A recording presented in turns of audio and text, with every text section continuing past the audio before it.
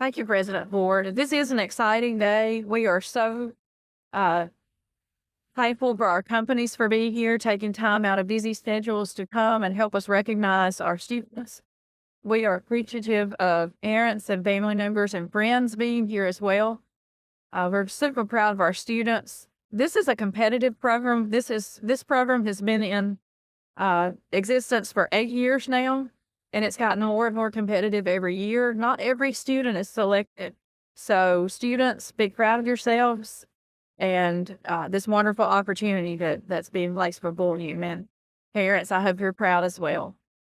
We want to take time to recognize each student, each company, and students, if you'll come forward as I called your names, multiple students at companies, if you'll all come together at once, we'll do one at a time and then a group photo.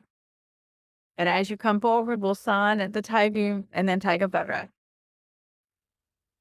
So the 2025 Tiger Apprenticeship class. We have Yesenia Lopez. She is a graphic design and 3D modeling technology student.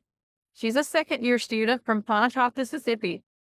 Her instructor is going to come forward and take a picture with her. The ESI representative will not be here today.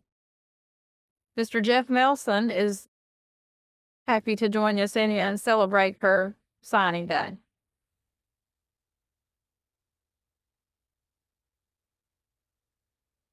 And then we have Sam Pubstacker. And we'll ask Mr. Melson to just turn back around and come back forward. We'll let him sit in on this one as well. Sam Pubstacker is in the Civil Engineering Technology program. He's from New Albany, Mississippi. He's a second-year student. He will be able to apprentice before he graduates, get good work experience, and get his career start with ESI.